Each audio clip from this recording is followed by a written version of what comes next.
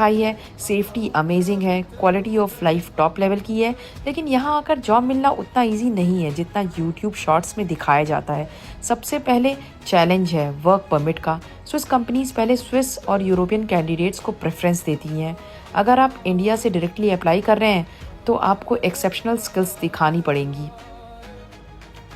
अगर आप IT, AI, pharma, engineering या फाइनेंस फील्ड में हो और आपके पास स्ट्रॉन्ग एक्सपीरियंस है तो चांसेस डेफिनेटली बेटर हैं। लेकिन अगर आप सोच रहे हो कि बस स्विट्ज़रलैंड पहुंच जाऊंगी और जॉब मिल जाएगी तो रियलिटी थोड़ी डिफरेंट है। अब दूसरा पॉइंट, सैलरी। हाँ, स्विट्ज़रलैंड में सैलरी बहुत हाई है, लेकिन रेंट, इंश्योरेंस और डेली एक्सपेंसेस भी उतने ही हाई होते हैं। यहाँ 1 लाख रुपए की सैलरी नहीं, लाखों रुपए का मंथली एक्सपेंस भी नॉर्मल बात है। तीसरी बात, लैंग्वेज।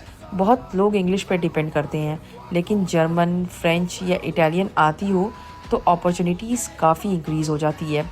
अब सबसे इम्पॉर्टेंट क्वेश्चन क्या है, इंडियंस को स्विट्ज़रलैंड या फॉरेन कंट्रीज़ आना चाहिए?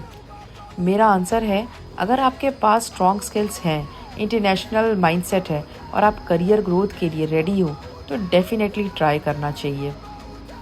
लेकिन अगर आप सिर्फ फॉरेन कंट्री का टैग चाहते हो या सोशल मीडिया के ग्लैमरस वीडियोस देखकर डिसीजन ले रहे हो तो पहले रिसर्च कर लो।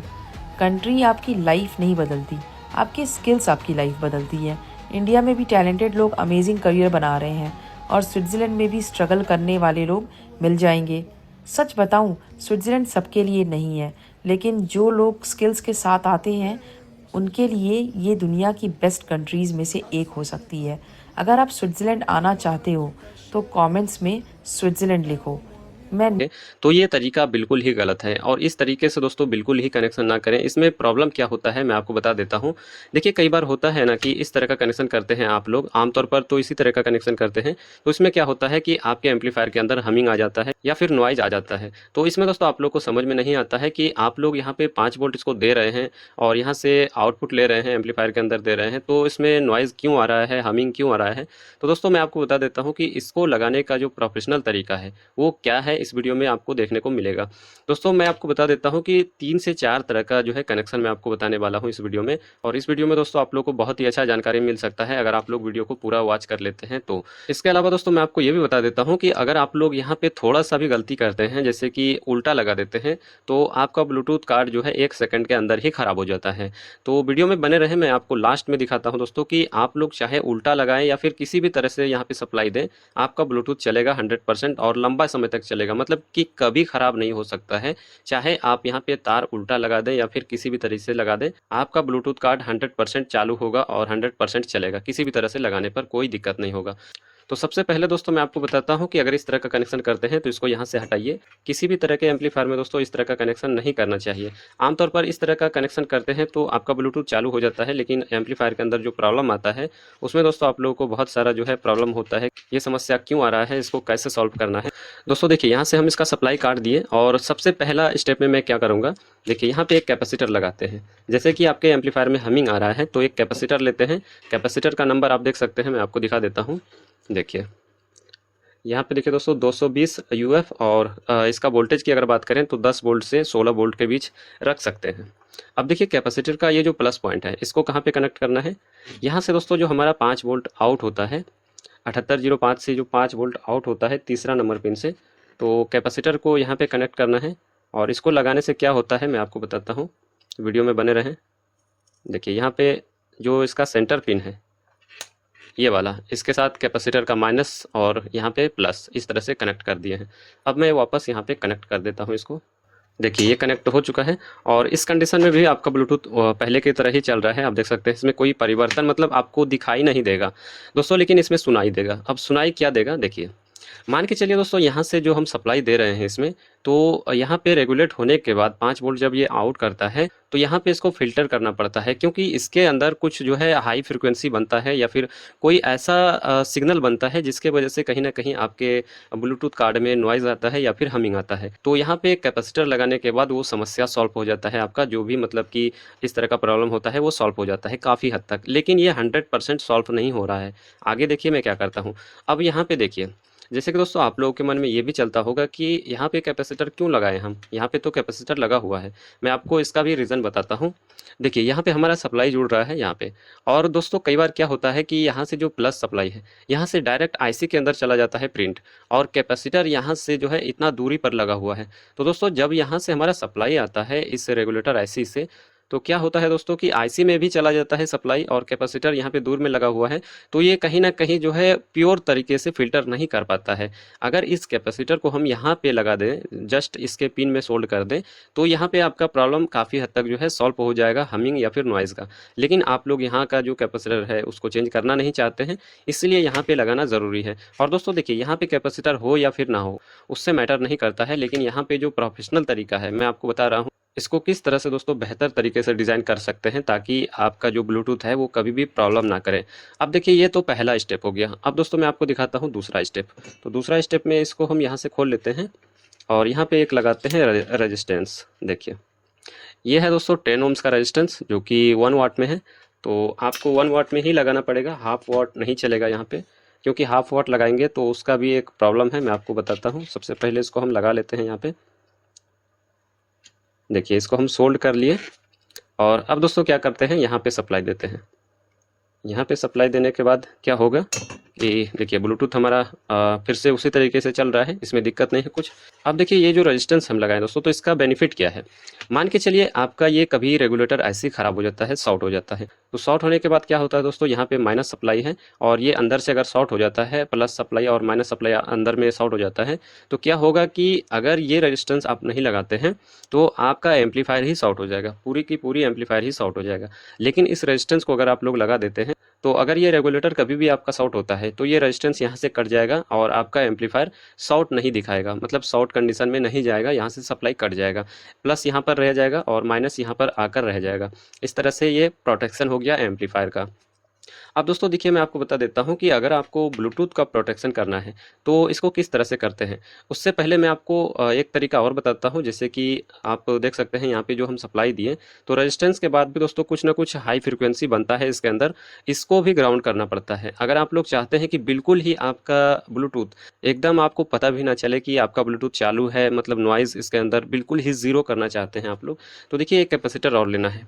जैसे कि ये कैपेसिटर का नंबर है, आप देख सकते हैं 470 यूएफ, और 25 वोल्ट ले सकते हैं आप लोग, 25 वोल्ट 35 वोल्ट कोई सा भी ले सकते हैं, कोई दिक्कत नहीं है।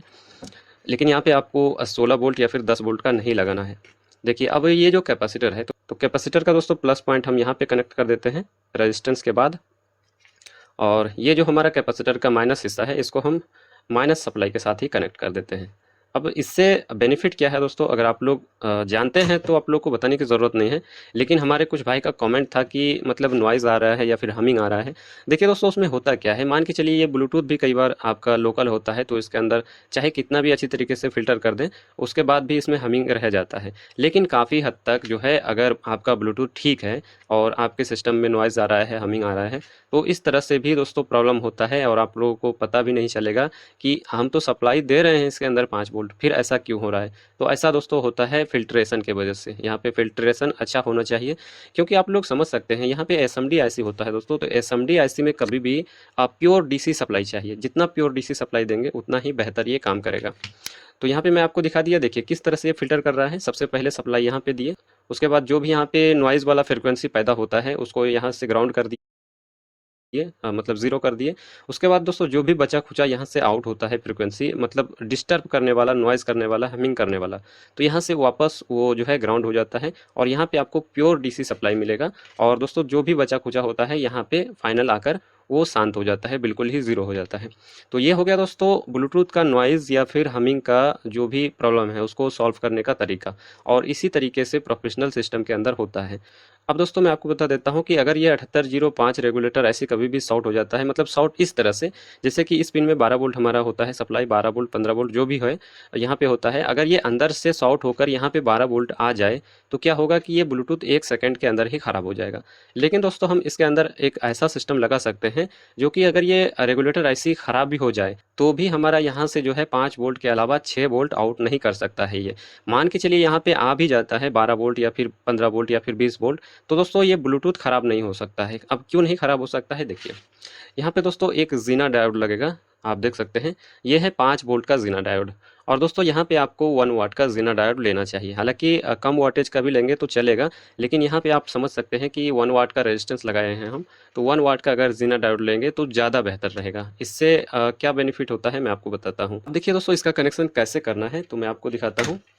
देखिए जीना डायोड में भी एक रिंग बना होता है, यहाँ पे आप देख सकते हैं एक ब्लैक कलर का रिंग है।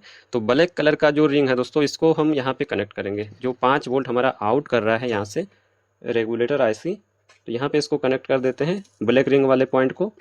और इधर वाला जो हमारा पॉइंट है दोस्तों, इसको हम वापस माइनस सप्लाई के साथ कनेक्ट कर देते हैं कुछ इस प्रकार से।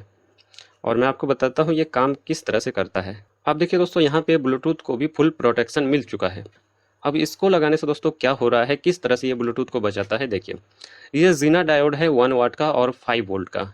अब देखिए कभी भी अगर ये वाला पिन, जैसे कि इसका 1 नंबर पिन 2 नंबर पिन के साथ अंदर से शॉर्ट हो जाता है, और ये जो सप्लाई है हमारा 12 वोल्ट 15 वोल्ट जो भी है यहाँ पे आएगा दोस्तों। जब शॉर्ट हो जाएगा अंदर से ये वाला पिन और ये वाला पिन, तो जाहिर सी बात है कि यहाँ पे हमारा जो भी सप्लाई है यहाँ पे आएगा। तो दोस्तों जब यहाँ पे सप्लाई आएगा तो ये जो जीना डायोड लगा हुआ है, तो ये जीना डायोड उस सप्लाई को आगे जाने ही नहीं देगा। ये जीना डायोड बोलेगा कि भाई तुम यहाँ से आगे नहीं जा सकता है, क्योंकि हम यहाँ पे सेफ्टी के तौर पर खड़े हैं, क्योंकि हमारा ड्यूटी यही है कि हम आपको आगे नहीं जाने दें। मतलब दोस्तों आप लोग इस तरह से समझ सकते हैं, जो गार्ड होता है गेट पर जो खड़ा होता है गार्ड, तो वो फालतू आदमी को अंदर जाने नहीं देता है। उसी तरीके से यहाँ पे जो भी सप्लाई आएगा 5 वोल्ट के अलावा जो भी सप्लाई आएगा 6 वोल्ट 7 वोल्ट 8 वोल्ट शॉर्ट होने के बाद, तो ये सप्लाई को ही यहाँ से मतलब रोक लेगा, इसी पॉइंट पर रोक लेगा। और तब तक दोस्तों इस वोल्टेज को रोक कर रखेगा जब तक ये खुद ना शॉर्ट हो जाए। देखिए दोस्तों ये खुद नष्ट हो सकता है, लेकिन ये आगे सप्लाई नहीं जाने देगा। अब देखिए जब ये शॉर्ट हो रहा है दोस्तों, तो इसको शॉर्ट होने के बाद इस सप्लाई को कटना भी चाहिए। अगर ये सप्लाई नहीं कटता है तो ये भी कुछ नहीं कर सकता है, सप्लाई आगे चला जाएगा। लेकिन यहाँ पे जो हम रेजिस्टेंस लगाए हैं दोस्तों, तो इसका यही बेनिफिट है। अगर यहाँ पे सप्लाई आता है हमारा 12 वोल्ट 15 वोल्ट, तो ये जीना डायोड शॉर्ट हो जाएगा। तो दोस्तों जब ये शॉर्ट हो जाएगा तो क्या होगा कि ये जो रेजिस्टेंस है, ये रेजिस्टेंस यहाँ से कट जाएगा। ये मतलब कि सप्लाई को काट देगा, मतलब ये रेजिस्टेंस ओपन हो जाएगा। तो उस कंडीशन में क्या होगा कि आपका जो ब्लूटूथ है वो आपके ब्लूटूथ तक सप्लाई जाने से पहले 12 वोल्ट या फिर 15 वोल्ट जाने से पहले ही ये रोक कर रखता है, और रोक कर तब तक रखता है जब तक ये रेजिस्टेंस कट ना जाए यहाँ से। तो इस तरह से दोस्तों ये प्रोटेक्शन करता है जीना डायोड आपके ब्लूटूथ कार्ड का। अब देखिए यहाँ तक तो हम आपको बता दिए कि किस तरह से नॉइज़ या फिर हमिंग को रोका जा सकता है, ज़ीरो किया जा सकता है। साथ ही में ब्लूटूथ को प्रोटेक्शन किस तरह से दिया जा सकता है इस जीना डायोड के नेटवर्क से और रेजिस्टेंस के नेटवर्क से। अब दोस्तों मैं आपको बताता हूँ लास्ट में। देखिए मान के चलिए आप ये भी सही तरीके से बना लेते हैं और इसका कनेक्शन भी कर लेते हैं, लेकिन क्या होता है कि कई बार नए लोगों से ये मिस्टेक होता है कि ये वायर आप लोग गलत लगा देते हैं, मतलब उल्टा लगा देते हैं। तो उसमें दोस्तों आप लोग को समझने का भी मौका नहीं मिलता है, मतलब सोचने का भी मौका नहीं मिलता है। 1 सेकंड से भी कम, जैसे कि सिर्फ टच किए और ब्लूटूथ आपका गया, इस तरह से प्रॉब्लम होता है। लेकिन यहाँ पे हम इसमें एक ऐसा सिस्टम ऐड करते हैं, बहुत ही छोटा सा सिस्टम है दोस्तों। इसको ऐड करने से क्या होता है कि आपका, जैसे कि यहाँ पे आप लोग गलत भी तार लगा देते हैं, उल्टा भी लगा देते हैं, तो भी आपका ब्लूटूथ चालू होता है, ब्लूटूथ आपका ख़राब नहीं होता है और लॉन्ग टाइम तक चलता है। यहाँ पे काफ़ी सारा प्रोटेक्शन भी हो गया, और यहाँ पे एक प्रोटेक्शन और हो जाता है जो कि माइनस और प्लस को उल्टा करने के बाद भी कोई इफेक्ट नहीं पड़ता। आपका ब्लूटूथ बिल्कुल ही नॉर्मल तरीके से चलता रहेगा लाइफ टाइम तक, इस तरह से। अब देखिए इसमें क्या ऐड करने वाले हैं, तो दोस्तों यहाँ पे देखिए आप लोग, देखिए ये एक एलईडी का बोर्ड होता है, 9 वॉट एलईडी का बोर्ड होता है। और यहाँ पे भी देखिए इसका हम डायोड निकाले हैं। यहाँ पे दोस्तों इस तरह का डायोड लगा होता है, रेक्टिफायर जिसे हम लोग बोलते हैं, यहाँ पे इस तरह से लगा होता है। तो यहाँ से दोस्तों एक रेक्टिफायर को निकालना है किसी भी बोर्ड से, इस तरह का बोर्ड से। और देखिए इसमें भी माइनस प्लस होता है, मैं आपको दिखाने की कोशिश करता हूँ, अगर दिख जाए तो अच्छी बात है। यहाँ पे देखिए दोस्तों, यहाँ पे एक कट का निशान बना हुआ है, यहाँ पे देखिए, तो ये है प्लस और ये है माइनस। तो दोस्तों यहाँ पे जो लगाना है, सबसे पहले इसका हम सप्लाई को काट लेते हैं और मैं आपको दिखाता हूँ इसको किस तरह से लगाना है। अगर आप लोग जानते हैं दोस्तों तो आप लोग कमेंट में बता सकते हैं, अगर आप लोग नहीं जानते हैं तो ये वीडियो आपको बहुत ही अच्छा जानकारी दे सकता है हमारे हिसाब से। और ज़्यादातर जो हमारे भाई नए नए काम सीख रहे हैं उसके लिए ये जानकारी बहुत ही उपयोगी साबित हो सकता है। देखिए अब क्या करना है दोस्तों, यहाँ पे सबसे पहले समझिए, देखिए ब्लूटूथ में हमारा ये वाला जो पिन है ये ग्राउंड है, मतलब माइनस है, और ये वाला पिन प्लस है। तो यहाँ पे देख करके लगाना है। देखिए रेक्टिफायर में प्लस पॉइंट ये वाला है, ये वाला, तो इसको हम यहाँ पे प्लस पॉइंट को प्लस पॉइंट के साथ सोल्ड कर देंगे और माइनस पॉइंट को माइनस पॉइंट के साथ सोल्ड कर देंगे। कुछ इस प्रकार से। और मैं यहाँ पे सिर्फ प्रैक्टिकल करके दिखा रहा हूँ। इसको जब आप लोग लगाएंगे तो थोड़ा सा बेहतर तरीके से सोल्ड करना है ताकि ये कभी भी खुले ना। अब देखिए यहाँ पे हम रेक्टिफायर को कनेक्ट कर दिए इस प्रकार से। अब दोस्तों यहाँ पे मैं आपको दिखाता हूँ कि इसका बेनिफिट क्या है। जैसे कि मैं आपको सबसे पहले सीधा वायर का कनेक्शन ही करके दिखाता हूँ। यहाँ पे देखिए ये है हमारा प्लस, यहाँ पे इसको जोड़ लेते हैं, और ये है हमारा माइनस, तो इसको भी हम यहाँ पे जोड़ लेते हैं। देखिए यहाँ पे हमारा ब्लूटूथ चालू हो चुका है, आप देख सकते हैं ब्लूटूथ चालू हो चुका है। अब दोस्तों मैं आपको इसका जो है कनेक्शन उल्टा करके दिखाता हूँ, और मैं आपको ये भी दिखा देता हूँ इसमें प्लस माइनस कौन सा है। देखिए ये वाला पॉइंट हमारा प्लस है और ये वाला माइनस है, आप देख सकते हैं मल्टीमीटर में, शायद आपको नहीं दिख रहा है। देखिए यहाँ पे देखिए, देख सकते हैं। अब इसका हम डायरेक्शन चेंज करते हैं और मैं आपको दिखाता हूँ। देखिए प्लस को हम यहाँ पे लगा देते हैं उल्टे साइड, और माइनस को इधर लगा देते हैं। देखिए दोस्तों यहाँ पे हम उल्टा कर दिए, फिर भी हमारा ब्लूटूथ चालू हो चुका है, आप देख सकते हैं। तो इस तरह से दोस्तों ये काम करता है। बहुत ही छोटा सा सिस्टम है, बहुत ही छोटा सा पार्ट्स है, इसमें कोई अलग से आपको खर्चा नहीं करना पड़ता है। आप किसी भी पुराने बोर्ड से, इस तरह के बोर्ड से निकाल सकते हैं और इसको लगा सकते हैं। तो दोस्तों ये जानकारी आपको कैसा लगा आप हमें कमेंट के माध्यम से बता सकते हैं।